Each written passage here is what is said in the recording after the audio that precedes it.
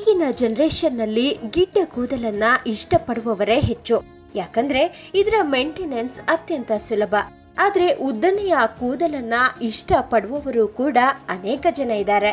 ಆದ್ರೆ ಇಷ್ಟು long hair ಅನ್ನ ಹೇಗೆ ಸ್ಟೈಲಿಶ್ ಆಗಿ ಹೆಣೆದುಕೊಳ್ಳಬೇಕು ಅನ್ನೋದೇ ಅನೇಕರ ಸಮಸ್ಯೆ.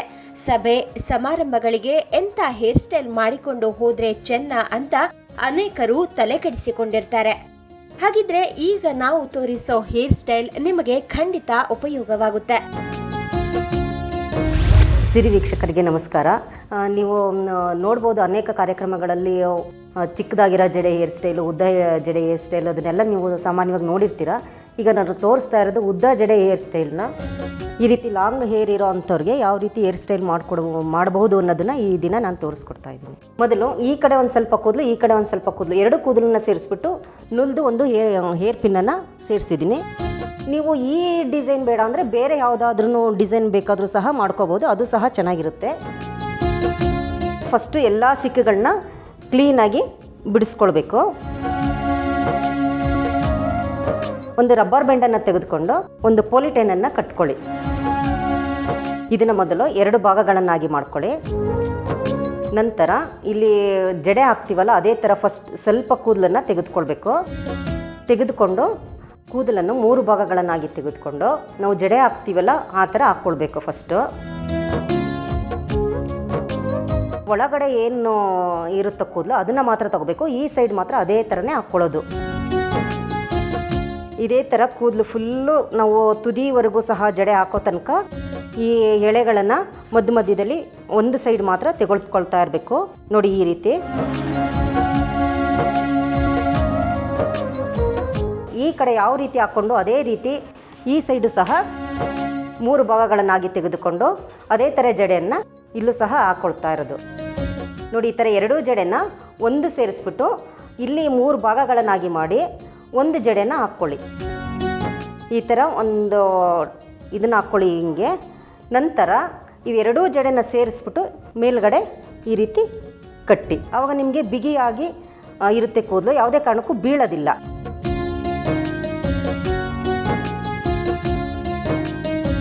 ಈ ಥರ ಹಾಕ್ಕೊಂಡ್ಮೇಲೆ ನಾವು ನೆಕ್ಸ್ಟು ಈ ಕಡೆ ತುದಿ ಈ ಕಡೆ ತುದಿ ಎರಡೂ ತುದಿಗಳನ್ನ ಹಿಡಿದ್ಬಿಟ್ಟು ನೋಡಿ ಹಿಂಗೆ ಹಾಕ್ಕೊಳ್ಬೇಕು, ಹಿಂಗೆ ತಗೋಬೇಕು. ಹಿಂಗೆ ತಂದಾಗ ನಿಮಗೆ ರಿಂಗ್ ಅಂತ ಹೇರ್ ಸ್ಟೈಲ್ ಬರುತ್ತೆ. ಬ್ಯಾಂಗಲ್ ಸ್ಟೋರ್ನಲ್ಲಿ ಮುತ್ತುಗಳು ಸಿಗುತ್ತೆ ನೋಡಿ. ಹಿಂಗೆ ಮಧ್ಯದಲ್ಲಿ ಇಲ್ಲಿ ಜಡೆ ಎಲ್ಲಿ ಬಂದಿದೆ ಅಲ್ಲಿಗೆ ಮಧ್ಯದಲ್ಲಿ ಒಂದೊಂದನ್ನ ಮುತ್ತುಗಳನ್ನ ಪೋಣಿಸಿದ್ರೆ ಅದು ಇನ್ನೂ ಚೆನ್ನಾಗಿ ಕಾಣಿಸುತ್ತೆ. ನೋಡಿ ಈ ರೀತಿ ಲಾಂಗ್ ಇರೋ ಕೂದಲವರು ಸಹ ಈ ಥರ ಹೇರ್ ಸ್ಟೈಲ್ ಮಾಡಿಕೊಂಡ್ರೆ ತುಂಬ ಚೆನ್ನಾಗಿ ಕಾಣಿಸುತ್ತೆ. ನೀವು ಮದುವೆ ಸಮಾರಂಭಗಳಿಗೆಲ್ಲ ಈ ರೀತಿ ಹೇರ್ ಸ್ಟೈಲ್ ಮಾಡಿಕೊಂಡ್ರೆ ತುಂಬ ಚೆನ್ನಾಗಿರುತ್ತೆ.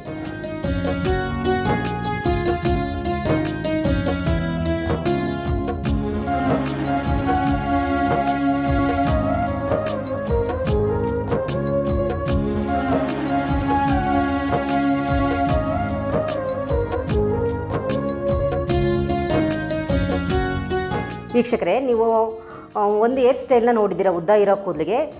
ಮತ್ತೆ ಇನ್ನೊಂದು ಹೇರ್ ಸ್ಟೈಲ್ನ ತೋರಿಸ್ತಾ ಇದ್ದೀನಿ ಅದೇ ರೀತಿ ಉದ್ದ ಇರೋ ಹೇರ್ ಕೂದಲಿಗೆ. ಮೊದಲು ಈ ರೀತಿ ಸಿಕ್ಕನ್ನೆಲ್ಲ ಕ್ಲೀನಾಗಿ ಫಸ್ಟು ಬಿಡಿಸ್ಕೊಳ್ಬೇಕು. ನಂತರ ಈ ಕಡೆ ಸ್ವಲ್ಪ ಕೂದಲು ಈ ಕಡೆ ಸ್ವಲ್ಪ ಕೂದಲನ್ನ ತೊಗೊಂಡು ಮಧ್ಯದಲ್ಲಿ ಒಂದು ಕ್ಲಿಪ್ಪನ್ನ ಹಾಕಿ, ನಂತರ ರಬ್ಬರ್ ಬ್ಯಾಂಡನ್ನು ಹಾಕಿ, ನಂತರ ಈ ಕೂದಲನ್ನ ತುದಿನ ತೆಗೆದುಕೊಂಡು ಇದು ನಿಮ್ಗೆ ಎಷ್ಟು ಬೇಕೋ ಅಷ್ಟನ್ನ ರೋಲ್ ಮಾಡ್ಕೋಬೋದು. ರೋಲ್ ಮಾಡಿಕೊಂಡು ಈ ಥರ ಹೇರ್ ಪಿನ್ನ ಆ ಕಡೆ ಈ ಕಡೆ ಹಾಕಬೇಕು. ಇದೇ ರೀತಿ ಈ ಕಡೆ ಒಂದು ರೋಲ್ ಮಾಡಿ ಈ ಕಡೆ ಒಂದು ರೋಲ್ ಮಾಡ್ಕೊಳ್ಳಿ.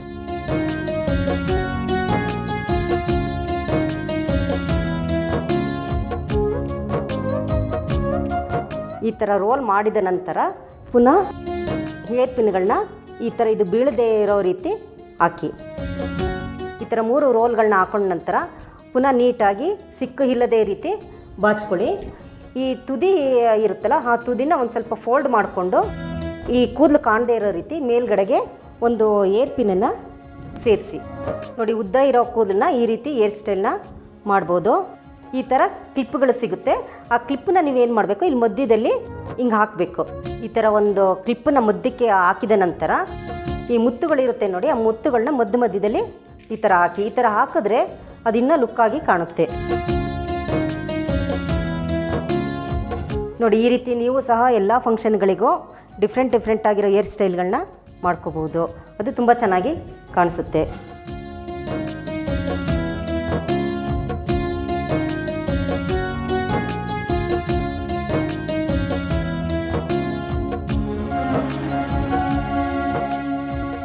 ನೋಡಿ, ಇವತ್ತಿನ ದಿನ ಉದ್ದ ಕೂದಲು ಇರೋವಂಥವ್ರಿಗೆ ಯಾವ ರೀತಿ ಹೇರ್ ಸ್ಟೈಲ್ನ ಮಾಡ್ಕೋಬೋದು ಅನ್ನೋದನ್ನು ತೋರಿಸ್ಕೊಟ್ಟಿದ್ದೀನಿ. ನೀವು ಸಹ ಇದನ್ನು ಮನೆಯಲ್ಲಿ ಪ್ರಯತ್ನ ಪಡ್ತೀರಾ ಅಂತ ಹೇಳ್ಬಿಟ್ಟು ಅಂದ್ಕೊಂಡಿರ್ತೀನಿ. ನಮಸ್ಕಾರ. ನೋಡಿದ್ರಲ್ಲ, ಅತ್ಯಂತ ಸುಲಭವಾಗಿ ಹೇಗೆ ಚಂದದ ಕೂದಲಿಗೆ ಅಂದದ ಅಲಂಕಾರ ಮಾಡಿಕೊಳ್ಳಬಹುದು ಅಂತ. ಇಂಥ ಹೇರ್ ಸ್ಟೈಲ್ನಿಂದ ನಿಮ್ಮ ಸೌಂದರ್ಯ ಇಮ್ಮಡಿಯಾಗೋದಂತೂ ಸುಳ್ಳಲ್ಲ.